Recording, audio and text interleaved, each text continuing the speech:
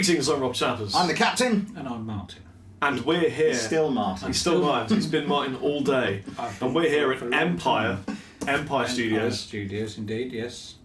Demonstrating these incredible Victory amplifiers brought to you by Victory Amplification. By who? Victory Amplification.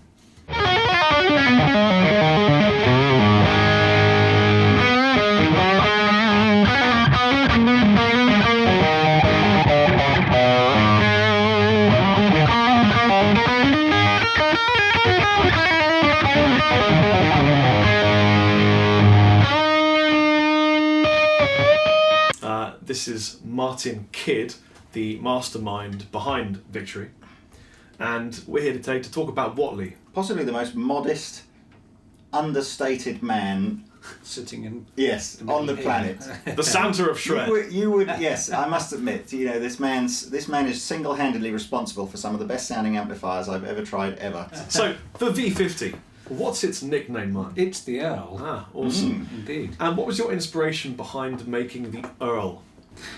Just simplifying that the V100 was quite a complex thing, and I think it sort of goes back to the great British amps. It's EL34 based, and there are some great amps that this country's produced in particularly in the 70s, but whilst they sound great, they're not practical because they're quite often they're not master volume amps, and so they sound wonderful, but you're going to get people coming around your house with a big stick.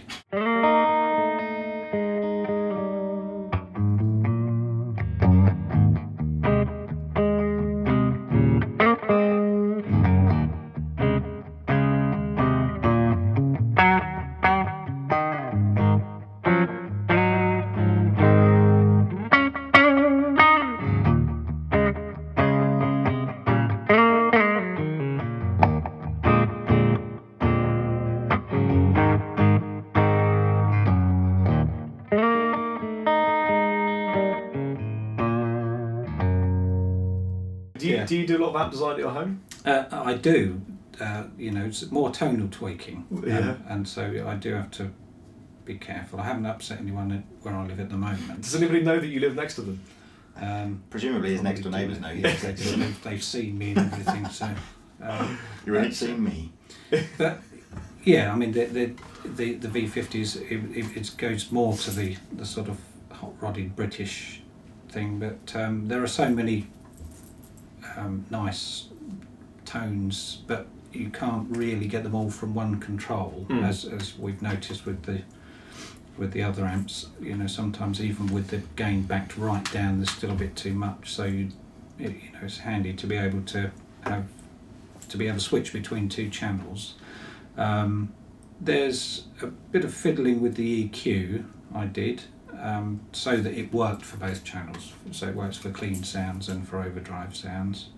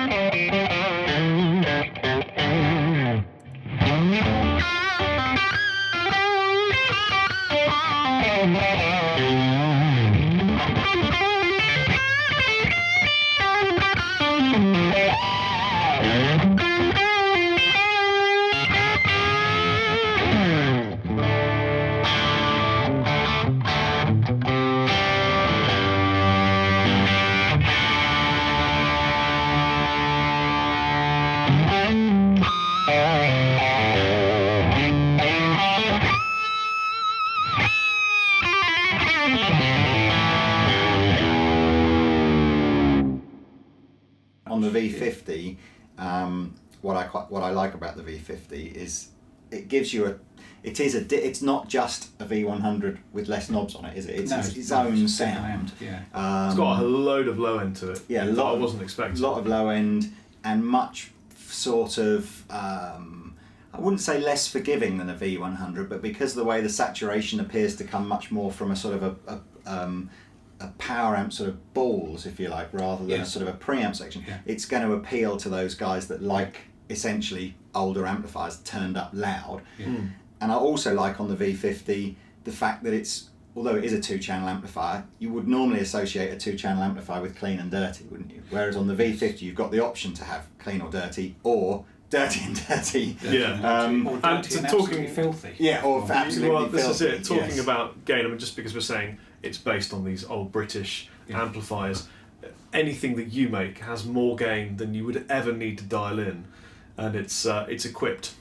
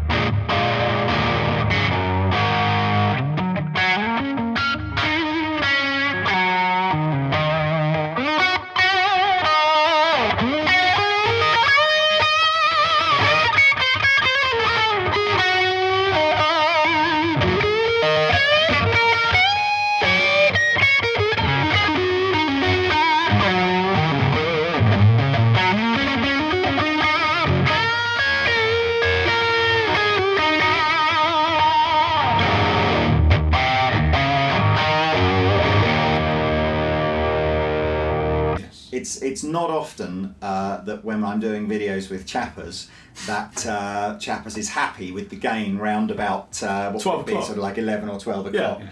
And even Chappers sort of going, I don't really need any more than that. It's Yeah, like, no, really. In fact, fair enough. actually, the highest, we did notice that the highest I had my gain cranked was 1 o'clock. Really? Yes. Yes. Which Well, is- and that's because there's just a lot of gain, isn't there? And it's definitely, but it's not gain. For gain's It's sake. not modern. It's not modern metal gain, is it? Well, it can be. but It it- can be with it- the V50 if you need it to be. But I would say it's classic rock. Yeah. And it is. You can tell. I'm sorry if I'm putting words into your No, mouth, you Mike, can. but you can tell your favourite guitarists were 70s and 80s Yeah, kind of guitar yeah. players, because it's very much kind of with its roots in that. Yeah. But as you rightly say, I think what you've done is designed an amp, whereas those guys were getting that sound by running amps flat out to the point of view of doors imploding and things like that.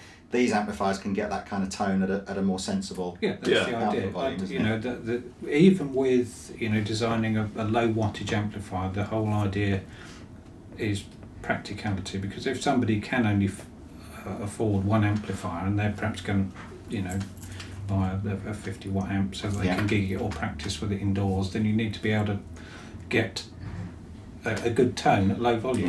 Yeah.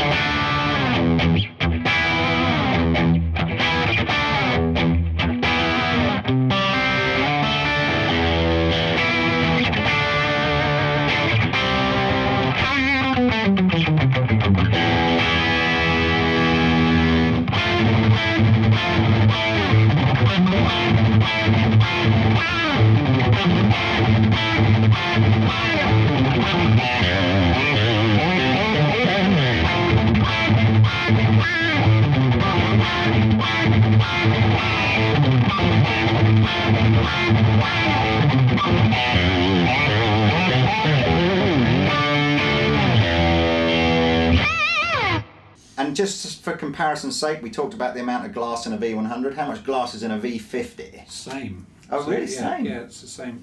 I thought it would have less. It's got less output tube, presumably, but same. Two less output valves. Yeah. Otherwise, in the preamp, there are 5 gain stages in. Yeah, it has the same amount of dialable gain as a V100, doesn't it? Yeah, So it's, yes, it does. Yeah. Yeah, but I think it comes out more Sharper. vintage sounding. I hate that word because it doesn't really mean anything. But it's not.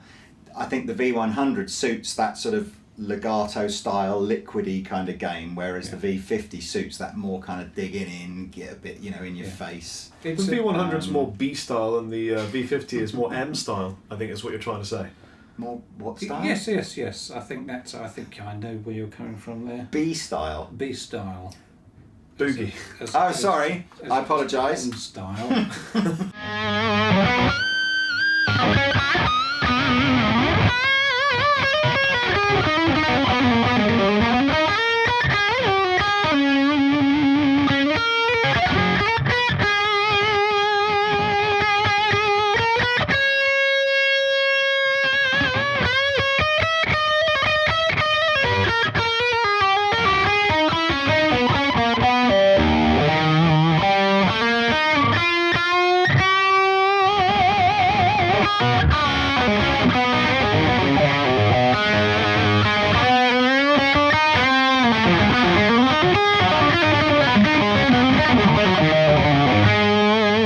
But that's true, and that's it's the V50. It's I don't like to use the word thin because it isn't, but it's got that there's more of an upper mid content I think to the game.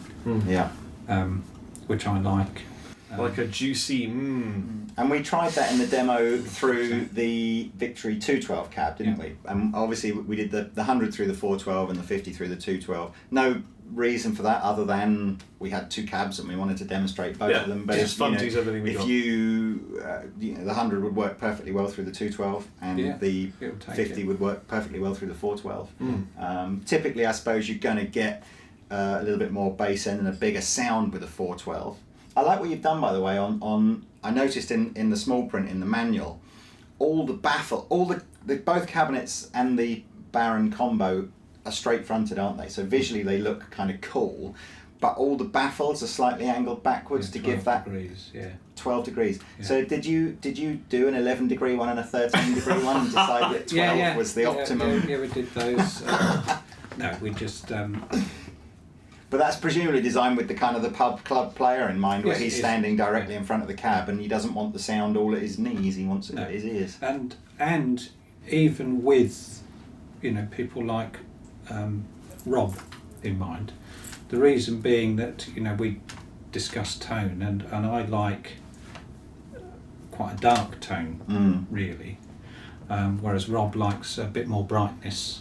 We were talking about that, weren't we? And sometimes I like, I can understand why Rob likes the brightness, and when I first took one of my own designs out to gig, I actually noticed how much darker it was than the amp I'd been using before, but I always try to consider the audience, that they're going to get their eyebrows taken off if they've got to put up with too much of what I think is a nice sound, and so having an angled baffle does help the player hear more what the audience is hearing.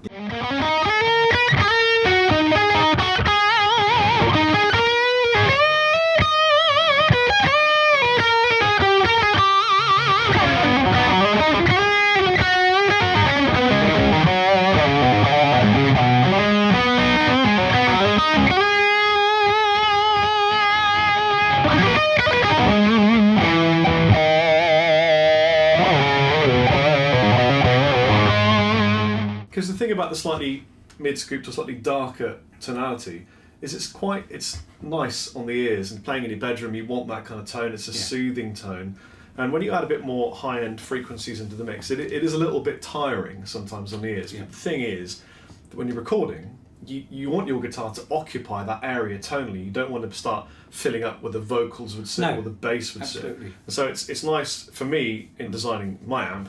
It was nice to have that, afford that high end if we need it, and then roll it off for when I'm back home. Yeah, we better wrap that up. Yeah, that's superb. Thank you very much. I hope you've enjoyed all the playing and stuff. I think you'll agree that the best player of the three of us is without a doubt Martin Kidd here. He's a player. He's available for weddings and bar mitzvahs, as well as amp design. I've been Rob. I've been the captain. And I'm still Martin.